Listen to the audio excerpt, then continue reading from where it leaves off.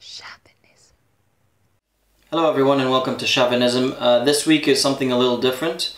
As you may or may not know, it's mental health awareness month, and my friend Catherine from the channel Teacup Cat is doing an amazing project on raising awareness, and she's asked me to do a video about this.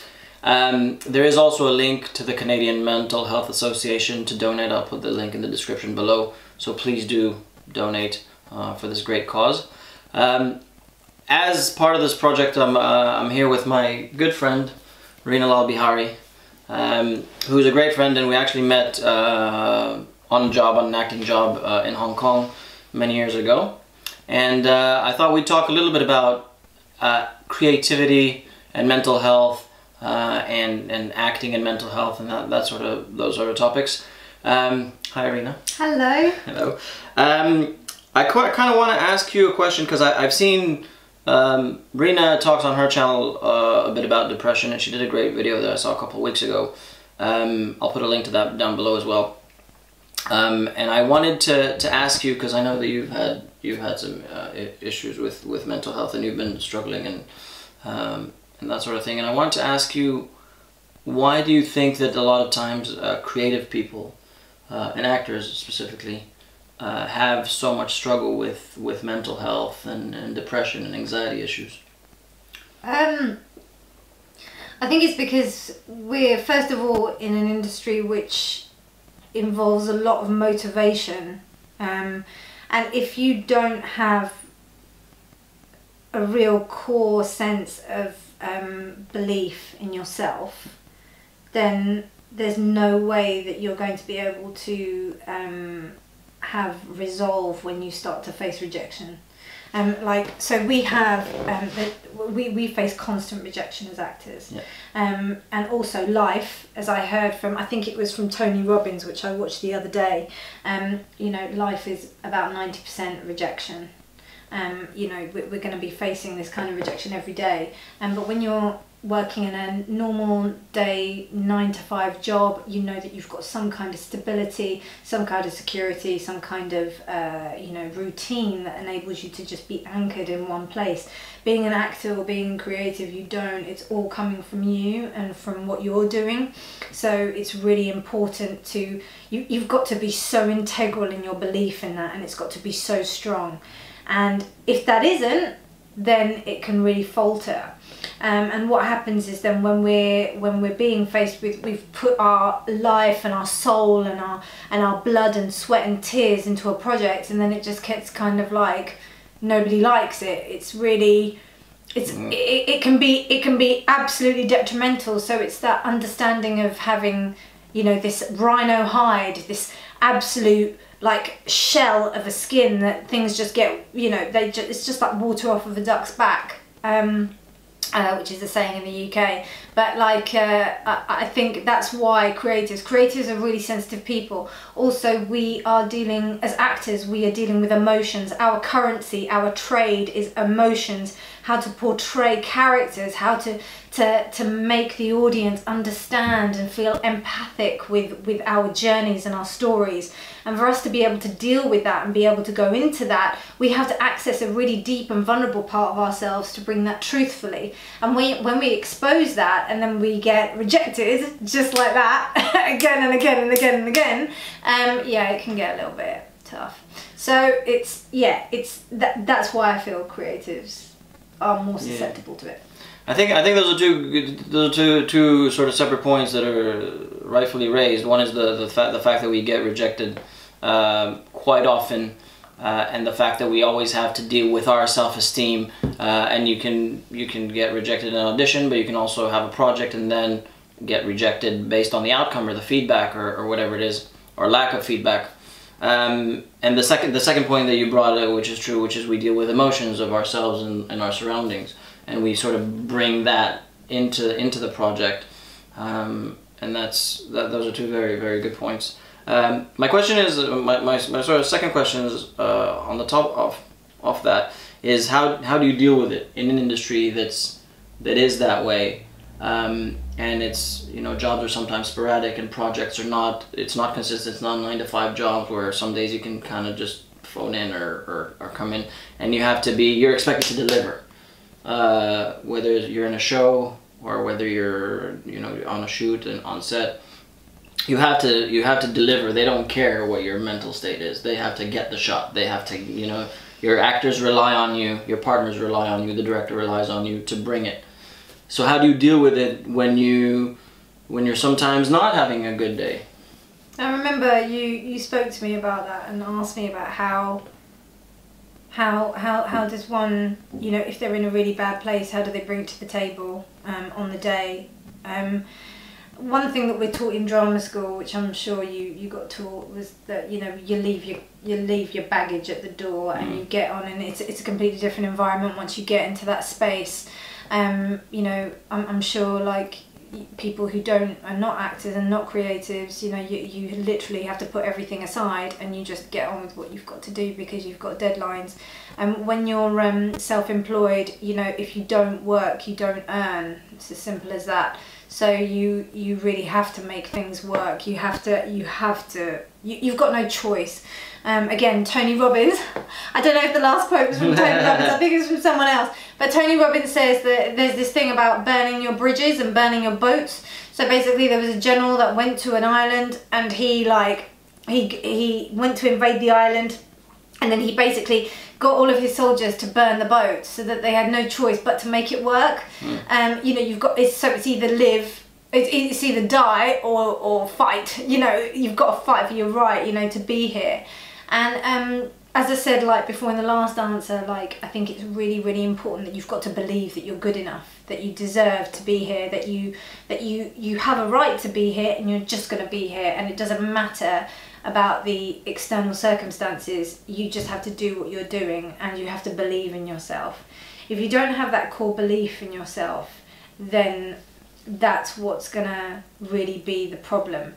And you know, you've been chosen for this job, for example, you know, you're not feeling great, you don't want to go into rehearsals that day, or you don't want to go and do the show that day, but you've been chosen for that show. People are coming to see you, people are believing in you to be there, you know. So money. Exactly. And you know, they're paying money to come and see you. They want you there. There's something that the universe has corresponded to wanting you to be there. So all you have to do is just literally show up and do your thing.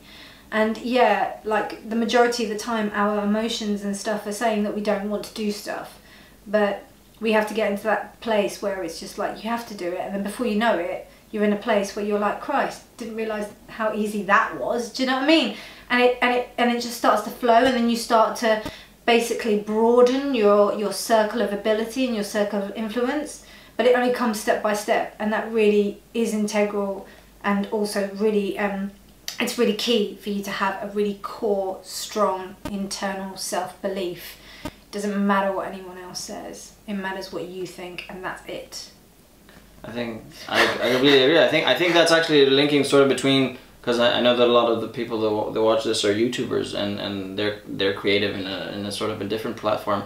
But I think that's a very good point, that you have to believe that your opinion matters, that your view on the world, that whatever you want to bring to the equation, whether it's your knowledge or your creativity or your your opinions on certain things, depending what type of YouTuber you are. I think that is valid, and that feeling that you're good enough, that you have something to offer the world, is very important to keep going. And that's true to all arts, whether you're a musician or a writer or a YouTube creative. The last thing I sort of want to touch upon is the stigma, where there is a stigma about depression, and people who don't suffer from depression or anxiety, they only know it from themselves. So they go, well, I got depressed and I got over it, just suck it up. And in something that the competition is so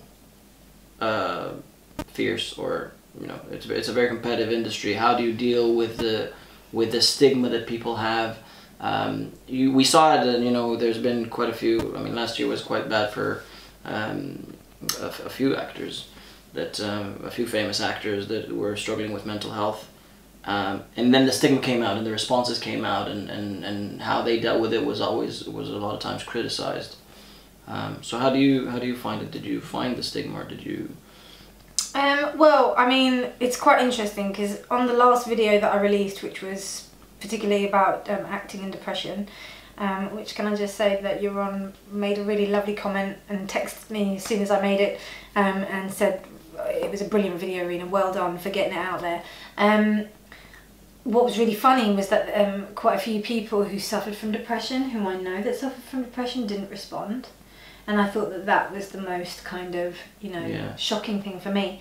On the other hand, I got some really great feedback from people, and also I got one video response from somebody who actually, she said that it was so reassuring for her to know that there were other people that actually suffered with this.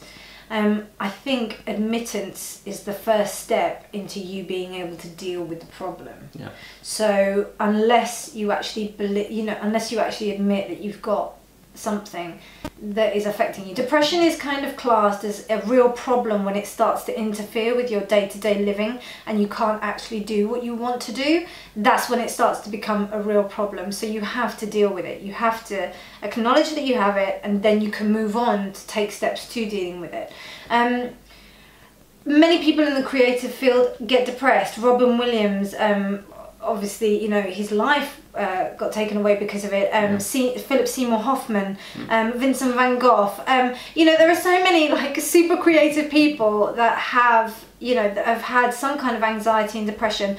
And I totally understand people that don't understand about it, because I only suffered with anxiety, say, basically over the last year, and I was like, people getting nervous? Why would you get nervous? Like, what's the point of that? But then it wasn't until like I did a really high profile job that I was really, really nervous about it the whole night before, and then 2 hours afterwards I wasn't able to recover even after the job had finished. Yeah. And I thought to myself, Christ, like, what's going on? Like, and then I was told by a professional, yeah, it sounds like you've got anxiety, and I was like, okay, right, that's a new thing to deal with. But it's just, I think to be honest with you, and this is coming back off something that I wanted to say after the last question, there are going to be people that don't like what you say. There are going to be people that don't like what you do. They're going to be people that don't like what you represent. There's always going to be haters, and as long as you're just, honest with yourself and you just do what you're doing, you just go out and do it. Ruby Wax is actually really cool. If you listen to a lot of her stuff, she's done a really good TED talk on depression and anxiety and about its role within her career. Also, she's written a really good book called Brave New World, I think Sane New World or something like that. And it's just really interesting to understand the role that these kind of like things play in the creative process. So regardless of whether or not people think anything about it, like other people, they have no understanding of it. It doesn't put it down in any sort of way. On the up note, as I said, like you may find that you've got support in places that you may never have thought. There may be some of your friends that are not able to really deal with it, or maybe friends and family that can't really talk to you about it. But then all of a sudden you'll see other people that are just running out of the woodwork to just come and help you and support you. And like my agent retweeted reposted my video, which I was really surprised with. So there is support within the industry. It is known. A lot of actors do have depression. There's been a massive thing last year about actors committing suicide, big actors as well. Yeah. It's important, and I think fuck it, man. You just gotta be honest with yourself, because otherwise you can't you can't move forward. Yeah. I think that's a good note to end on. The one is that admittance is the first step, and the fact that there are people that feel the same way that can help you and help you overcome. It's empathy is the greatest gift we have as people, as artists, or whatever. Very quickly, I just want to say, in my own video, I've said about 3 things that if you are suffering with anything like this, or you are suffering with kind of depression, or you're feeling down, the 3 things I would just say is just make sure that you you know, admit that you know something's wrong, and talk to someone. You can talk to the Samaritans. Literally, even if you have no friends or family to talk to, you can pick up the phone, Google Samaritans, and just pick up and start talking to them. They've got trained counsellors, trained people for you to speak to, and they'll help you with the next step, and then you can just like see whether or not you need help, or you know, you can take the next steps forward. But please, please, please talk to someone about it. Don't suffer in silence. Amen. No, good. I think that's more or less it, but thank you very much for talking to this and being so open about it. No worries. I'm really happy you agreed to do this. Thank you for giving me the opportunity to talk. Thank you very much. Yeah, if you wanna have a lighter note, there is also a video with me and Reena, men versus women, on the channel. If you want to go somewhere lighter, but anyway, thank you all for indulging us in this little moment. Let's hug it out. Yeah. Thank you. You're welcome. Thank you. Bye. Bye.